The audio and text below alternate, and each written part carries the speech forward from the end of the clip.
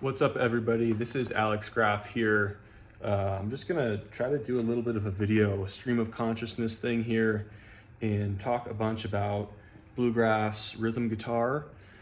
This is gonna be unedited, so we're gonna see how concise I can be.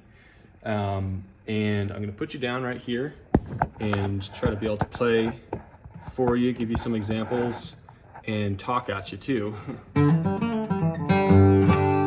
Cool. So yeah, the title for this little presentation here is Bluegrass Guitar 101, the not so basic basics. When I'm thinking about bluegrass guitar and the reasons I'm drawn to it, and bluegrass in general, it's this obsession with this really, in a way, simple music in terms of the harmony. And then when you get really deep into it, the deeper you get into it, the more complex you begin to realize it all is. And it's kind of a matter of keeping things as uncluttered as possible and grooving the hardest, if that makes sense. So anyway, without getting too far off on a tangent right away, Bluegrass Guitar 101, the not so basic basics. So a little bit about me. I came to bluegrass from more of a jazz background. And bluegrass became my obsession around 2019. I've played in a fair amount of bluegrass bands here locally in Durango, Colorado. And I think bluegrass rhythm guitar is just one of the most fun things you can possibly do on an acoustic guitar. I have a D18 here. It's a pretty new one. This is not a microphone, as some people are questioning. It's a tuner. So I love playing acoustic guitar, I love playing rhythm guitar, I love playing rhythm on this D18, yeah, I've had honestly a pretty big evolution on what I perceived bluegrass rhythm guitar to be, and kind of my trajectory playing rhythm guitar. I started off kind of pretty simple, boom, chuck. I got really complex.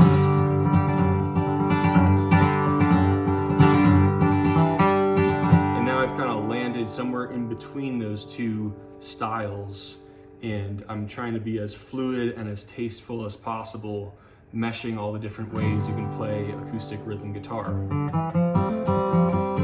And so really what I've come to learn about rhythm guitar, bluegrass rhythm guitar, is there's no one way to do it. So if you're watching other YouTube videos on bluegrass rhythm guitar, you know, this is the only way you're supposed to do it.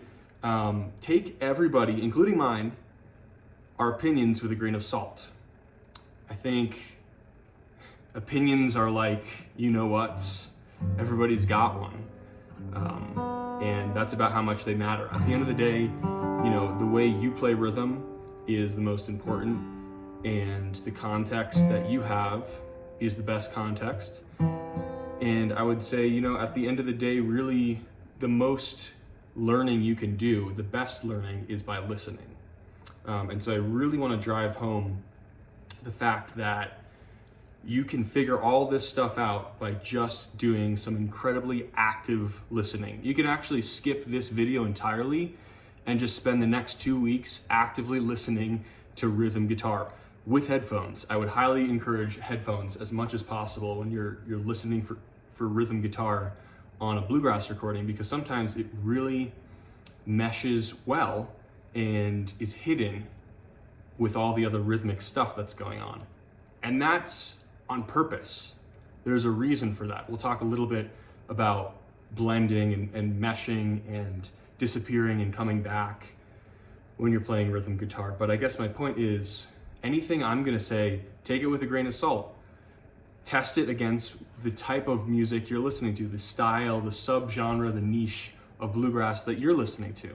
There's no one way to do this. There are best principles, there are really musical ways to think about it and to think about serving the song, but there's no one way to do it. So take all this stuff, all people's opinions, with a grain of salt, and listen. More than anything, more than listening to anybody's opinions, listen to the actual music, right? Let's see, I'm just looking at my notes here. So yeah, I'm talking about bluegrass today. It's really, really important for you to realize that, right? I'm not talking about folk. I'm not talking about rock. I'm not talking about jazz. I'm not talking about Tyler Childers. Love Tyler Childers, but I'm not talking about that. I'm not talking about, Trampled by Turtles. I'm not making a value judgment. I'm talking about bluegrass and bluegrass guitar. And that's not to be very traditionalist or a purist about it. It's just that we need a context. I can't really say anything of importance unless we have a context. And so whatever I'm about to say is related to the music, the actual recordings, the music of Bill Monroe, Flatt and Scruggs, Jimmy Martin, Stanley Brothers, Reno and Smiley, Red Allen, Del McCoury, Tony Rice, Hazel Dickens, Alice Gerrard, Johnson Mountain Boys, Osborne Brothers, right? All of these musicians, all of these recordings, they're out there. And I encourage you to seek them out to know exactly what I'm making reference to today. Otherwise, this is probably not really gonna be making a lot of sense because it's not held within that container. I'm not making any claims about, I'm not trying to, about what bluegrass is and what it isn't, okay? That's a whole nother conversation. Jim and Jesse, Kentucky Colonels, Country Gentlemen, right? I think you know what I'm talking about, hopefully. And if you don't, I'd stop the video and just listen. What is classic bluegrass, right? What does that mean? What does that era of bluegrass sound like, right? So that's what I'm talking about today. And again, if you're not listening to that already, then this stuff isn't going to make as much sense. It doesn't all have to make perfect sense, but I'd highly encourage, if you haven't listened to that era, 50s through 70s and onward, but really 50s through 70s of what's going on with rhythm guitar, up to about Tony Rice, and that kind of initiates maybe a more modern style of playing. Some of this might not totally make sense, and you might be interpreting it out of context, which, that's okay. But I want you to get the most out of this. Let's see. And the other thing about context is that, I am a big fan of breaking the rules. Don't get me wrong, right? Breaking the rules in bluegrass. But the thing is about breaking the rules is that if you're just breaking the rules and you don't even know what the context is, you don't know what the history is, then it's not really breaking the rules effectively. And so to be able to effectively break the rules, to make your own statement, to be unique in a genre like this, you have to know the so-called rules. So just another important reason why I would listen. I would just honestly stop this video right now and just go listen. Do your listening homework first, then come back to this video. Cool, let's see what else.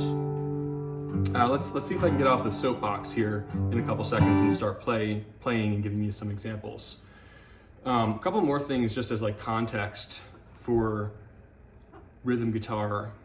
I think at first, when on my journey, I thought that the point of rhythm guitar was to be as rhythmically complex as you possibly could be, right? And that was my trajectory. Subdividing, really accenting a lot, grouping into threes, right? And there's a time and a place for that. But it's not always what a song is asking of you.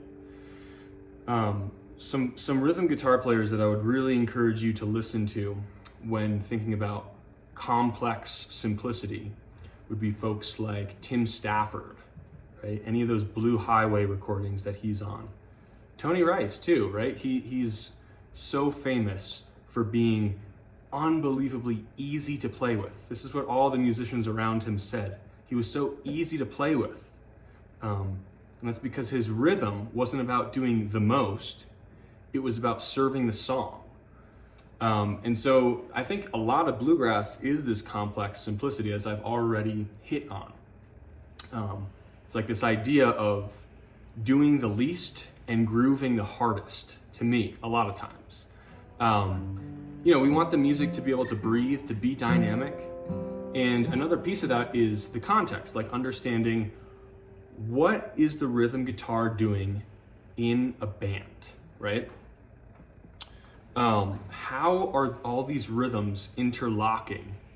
And how am I making sure that my rhythm guitar playing is actually adding, right? Not subtracting or creating clutter or stepping on people's toes or just leading to a confused listener or an annoyed listener. Not to say you can't annoy listeners sometimes, right? So really what I want to suggest with your rhythm guitar playing is that how you play is going to be determined by the instrumentation, who you're playing with, right? So if I was playing maybe with just one other guitar player and there was no bass player, and I wanted to leave enough space for them to improvise in a very experimental way, right? I might just stick to this really simple boom chuck. So much space, right? Endless rhythmic possibilities. Not to say I couldn't crank it up, right? Maybe I could. In a tasteful way. Right? Okay, so maybe that's playing with one other person. You know, what if I'm playing with a full bluegrass band? Fiddle player, banjo player, a singer, bass player, who knows, maybe a dobro player, a mandolin player, all these different instruments. How would you play then? Well, how do those players play? That's another like deep question, right? Even within certain bands, you aren't going to play rhythm the same exact way. And so you see how this becomes really complex. It turns from what you might see on YouTube. Oh, how do you play bluegrass guitar, rhythm guitar? Oh, it's simple, just boom chuck, right? Or, oh, you just subdivide those boom chucks. That's it, that's all there is to it, right? It's so much more complex. You know, what is the song you're playing? What is that song conveying? So much to consider. And so I want to encourage you, no matter what level you are at with your bluegrass guitar playing, your rhythm playing, and just like if you're in a different genre, any type of rhythm playing, I want you to realize that you have a responsibility as a guitarist to represent us well. Guitarists get a bad rap a lot of times, especially electric guitarists, for playing too loud, for playing all over everybody else, for not serving the song. So if you come away with just one thing on this rant of a video, right? Be in service to the song. That's my biggest message. So like, let's talk about the bluegrass band for a little bit here and what the different roles are in a bluegrass band.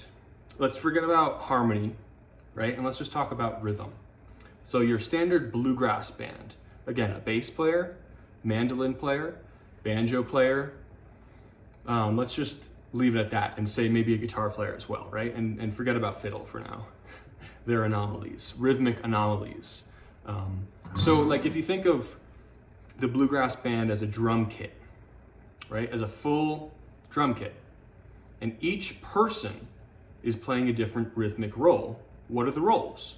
Okay, bass player, right, is playing what I think of, and I think, you know, what a lot of other bluegrass players think of as half notes, right? That's what a bass player is doing. Those are half notes. 1, 2, 3, 4, 1, 2, 3, 4. So they're playing the ones and threes. And this is like a kick drum, right? If you're a drummer and you know what a kick drum is, right? It's on the ones and threes. Okay, so we have the bass like a kick drum, playing the ones and threes, and we're just staying in G for right now, for this whole example, right? Okay, then we have a mandolin player. What does a mandolin player do?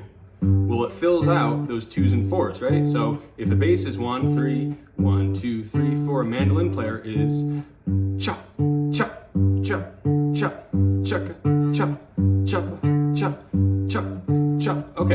So now we have all quarter notes filled out. Boom, cha, 1, 2, 3, 4, right? Okay, what is a banjo player doing with a typical Scruggs style 3-finger kind of roll playing, right? So what is the sound? Right, a 3-finger roll type of pattern, a really basic one.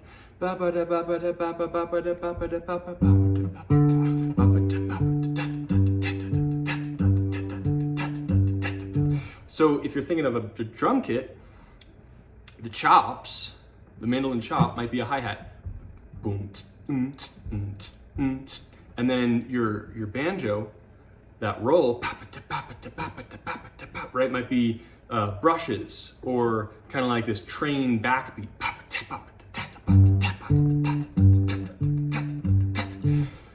So those are eighth notes.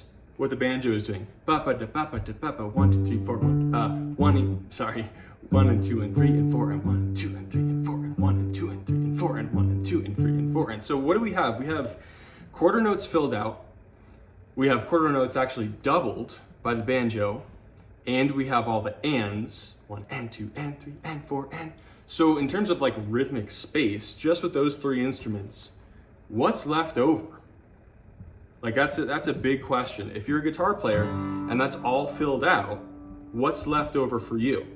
And that's something to really consider when you're thinking about what your role is as a rhythm player, right? So if you're boom chucking, boom chuck, boom chuck, boom chuck, boom chuck, you're linking up with a bass player and a mandolin player. Okay, now if you subdivide those boom chucks and do more of a Jimmy Martin rhythm, you're linking up a little bit more with a banjo player. And if you don't know what these two things are, let me break it down for you. So boom chuck. So the basic idea is just like in the bluegrass band, you've got your bass note, bass note. So you've got G, D, G, D, G, D. So those are your half notes, and then you fill in a strum on those 2s and 4s, just like you're a mandolin player. Boom, chuck, boom, chuck, boom, chuck, boom, chuck. And those are quarter notes, okay? Those are all downs. Down, down, down, down, down, down, down, down. Now, if you're gonna kind of mimic the subdivision that a banjo player might have, boom, chukka, down, up, down, up, down, up, down, up, bass, up, down, up, bass, up, down, up. And you can do this across all your chords, all your basic bluegrass chords, your 1s, your 4s, your 5s, your minor 2s, your minor 6s, your dominant 2s, your dominant 5s. You can find your bass notes and fill out that sound with a boom chuck. You can fill it out with a boom chuck, a rumble rhythm, as it were, the Jimmy Martin, Dan Tyminski thing. The question is, what is your role as a guitar player in the setting? Where is the rhythmic space, right? Can you leave more space? Can you use your instrument to help accentuate different parts, rhythmic pieces of the tune? Can you push it forward in certain places? Can you use accents to hold the lyrics up?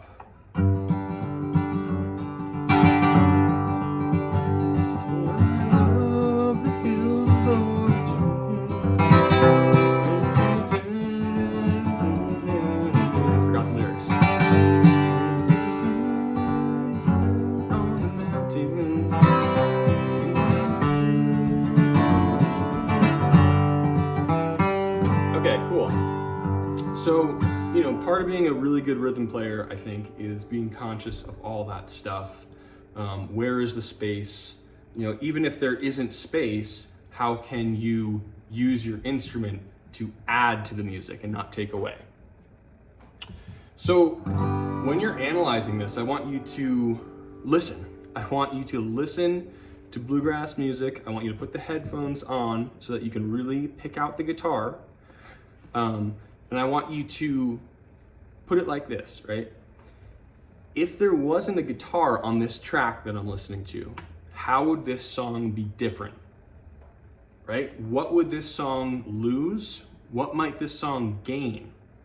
And I think that's your responsibility as a guitar player, as a rhythm player, to understand. Not to eliminate yourself from the picture, but to understand, you know, what are the two ways of looking at this? What am I losing if there wasn't a guitar player in this ensemble? And what can I gain? What do I have to give, right? And that'll give you a good idea of how not to step on people's toes. And you can take that active listening practice and bring it into your own band, and really start to imagine what you're doing as a rhythm player. Cool, I'm just looking at some notes here. Some other things for like basics, some shapes. So here's my G shape. I don't use this third. It's just kind of like a power chord. And why do I do that? Well, because for improvisers, I want them to have as much space as possible. It's a little bit more streamlined, the overtones, right? There's no third to kind of make it a little bit wonky. You know, it's like playing punk rock. That's just really essentialized information. Like I know exactly what that is, and it's a foundation that other people can build on. C shape, I do use that third right there. Pretty standard C shape. D shape, a lot of times I leave this E open, right? A lot of times I put that F sharp in there in the bass. A lot of times also with this C shape, I'll put that G in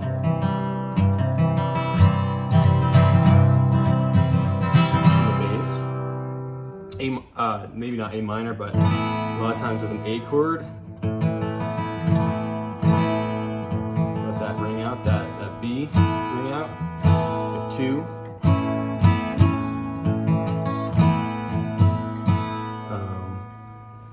What else we got here? E minor.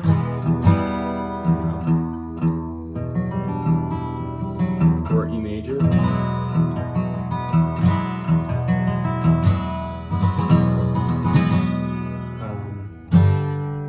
Yeah. Another reason why you might want to play this G like this is that it frees up your pointer finger to